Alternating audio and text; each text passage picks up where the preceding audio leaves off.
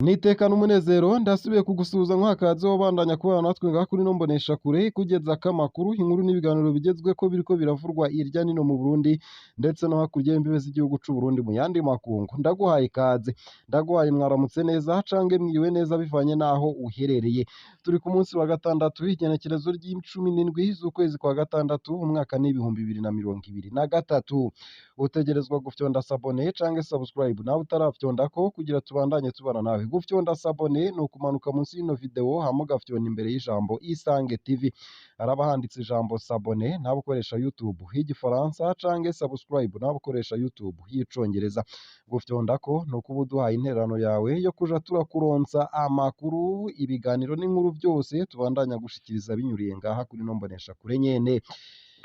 Mu ntara ya Gitega 13 mu banywanyi ba CNL barapfunzwe bagirizwa inama idakurikije amategeko. Narakugezako iyo nkuru ku buryo buramvuye ariko nunyemerere nkugezeko iyi nkuru ivuga ko hari ihungabanywa ryibonekeza mu bikorwa vyose birangurirwa mu buraruko bushira ubuseruko bw'u Burundi kubera inoti nshasha. Kuva hasohowe itangazo na BRB ni banki nkuru y'igihugu nyene ryo gukura inoti za kera z'ibihumbi 10 n'ibihumbi 5 mu mafaranga y'amarundi, ibikorwa byose bijanye n'urudandazwa biracumbagira kuko mu bisanzwe inoti nshasha hari umuzi wibuye mu mabanki. Akarorero ni nko mu ntara za Ngozi na Kirundo, abasanzwe bakora akazi ko gutanga amafaranga biciye mu buhinga ngurukana bumenyi haba mu kurungika cange mu kubikura bari mu gashomeri. Guhera ku munsi w'Imana nta kazi dufise, umuntu aravye ingene dutunganiriza abakiriya batwitura. Kurungika amafaranga birakunda kubera turemera kwakira inoti za kera, ku rundi ruhande ariko gutora amafaranga ntibikunda kubera badusaba inoti nshasha. Uko akaba ariko babisigura bavuga, bongera ko bati imiryango yacu iri mu kangaratete kubera iyo ngingo ya BRB, kandi nta muntu n'umwe ashaka kutwumviriza. Kuva kuri ubu wa gatatu igikorwa co kurungika amafaranga hakoreshejwe ubuhinga ngurukanabumenyi vyarahagaritswe mw'aka karere. Mu mabanki inoti nshasha zitangwa ku rushi gushika ku mafaranga 100 ku munsi, aho akaba ari ku muntu, hamwe n'ibihumbi 300 ku mashirahamwe. Mw'ihinguriro ry'imitobe ryo mu Kayanza ibura ry'inoti ntonto zo guhemba abarigurishako ibikoresho rituma haba ingorane mu guhingura iyo mitobe. Turabura inoti ntonto kugira tugure ivyo dukenera mu guhingura kandi ibikorwa bibandanye. Ivyo ntivyashikirijwe n'umudandaza atashimye ko amenyekana izina. Inkwirikizi ku magara y'abantu. Mu gihe hariko haraba isekeza ryo gukingira abana ingwara y'ubukangwe mu mpera z'iyindwi irangiye, abakozi bo kwa muganga bariko barangura ico gikorwa baragize ibibazo mu kwiyunguruza kubera bataronyejwe induhuro. Ku bwacu isekeza ryo gukingira abana ingwara y'ubukangwe ntiryagenze neza. Ntitwaronse amafaranga yo kugura igitoro c'imiduga n'amapikipiki vyari gukoreshwa mu gusuzuma ingene ico gikorwa kiriko kirarangurwa. Ivyo ntivyashikirijwe mu kababaro n'umuhinga mu buvuzi akorera muri distrigiti y'amagara y'abantu ya Giteranyi, aho ni mu ntara ya Muyinga. Nayo kandi amasoko akora bigura ntege. Mu masoko ya Kirundo na Ngozi abadandaza baranka kwakira inoti za kera, ntiborohereza abakiriya baba babituye kuko bataha zirayoye. Banse kunyakirira inoti y'ibihumbi 10 mu gihe ikiro kimwe c'ubushaza kiri ku mafaranga 6,000. Umudandaza yansiguriye ko atagira ayo kunsubiza. Akababaro kashikirijwe n'umukiriya asanzwe amushorera iminsi yose. Ata agaciro k'ifaranga katatworohereza. Kuri uwa mbere ku Rube Gisenyi Nemba, ingenzi zariko zigenda mu gihugu c'u Rwanda zavunjisha amafaranga ku gaciro k'ibihumbi 3,200 mu gihe kari gasanzwe kari ku bihumbi 3,500 ku noti za kera. Birababaje cane, bangabanije ko mu kumvunjira nahahombeye. Iyo ngingo yo guhindura inoti yotegerejwe kubanza gutegurwa neza, hakabaho n'isekeza ryo kubisigura neza. Aha turiko dusha coba ivyavuzwe n'ingenzi imwe yishavuye. Nayo mbandanije na ya nkuru nari nkugeje ko mu ntango zano makuru nuko mu ntara ya Gitega 13 mu banywanyi ba CNL bapfunzwe bagirizwa inama idakurikije amategeko.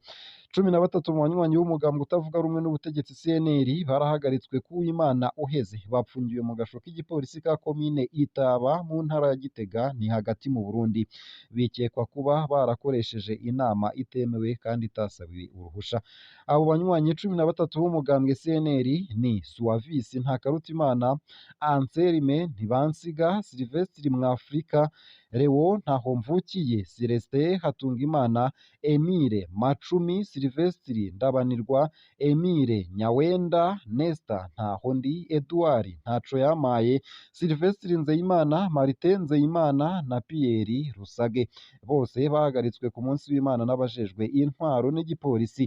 Kubw'ababibonye bariko barihereza akarahuri mu bunywero bw'i Butare muri komine Itaba aho bahagarikwa. Baciye bajanwa mu gasho k'igipolisi ka komine Itaba aho bapfungiwe kuva ico gihe. Ipikipiki n'amafaranga ibihumbi 123 ya Martin Nzeyimana n'amatelefone 6 vyarafashwe. Uko akaba ariko ayo masoko nyene atomora. Abo bantu 13 batavuga rumwe n'ubutegetsi bagirijwe gukora inama idakurikije amategeko kandi itatangiwe uruhusha. Kubw'indongozi y'uwo mugambwe utavuga rumwe n'ubutegetsi muri komine Itaba ni ukutihanganiranirana mu vya politike. Abantu bahagaritswe barobanuwe mu bandi muri ako kabari. Uko akaba ariko yamenyesheje. Arababazwa n'ukuntu urubuga rwa politike rucugaye ku banywanyi b'imigambwe itavuga rumwe n'ubutegetsi, hakaba asaba ko barekurwa. Musitanteri wa komine Itaba Damien Nyandwi ntiyashatse kuvuga vyinshi kuri iki kibazo. Inyamiramabi niyo iriko irakurikirana dosiye y'abo bantu 13. Uko akaba ariko yasiguye muri make. Nayo muyariko aravugwa muri Repubulika Iharanira Rusange ya Kongo mu ntara ya Ituri nuko abasivile batari munsi ya 4 biciwe mu gitero cegekwa ku bamayimayi Imambendu. Abantu 4 barishwe n'abikekwa ko ari abaroberi ba Mayimayi Mazembe mu gitondo co kuri uwu wa gatatu wa 14 Ruheshi 2023.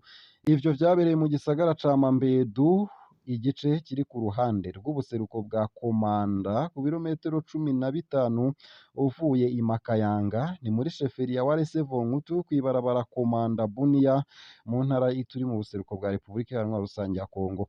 Ivyo nibishikirizwa n'amashirahamwe yigenga hatomora ko ivyo bitigiri hari imfatakibanza.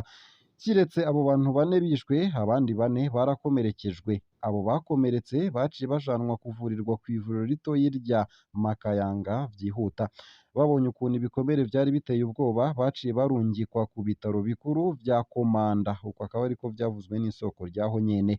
Ishirahamwe riharanira agateka ka zina muntu muri teritwari ya Irumu ririyamiriza ico gitero, rigahamagarira igisirikare kurushiriza kurikanura batuze imirwi yose yitwaje ibirwanisho itagomba kwinjira mu mugambi wo kwakwa ibirwanisho. Ngaha akaba ariho nsoreje ano makuru. Ndagushimiye wowe ubandanya kubana natwe.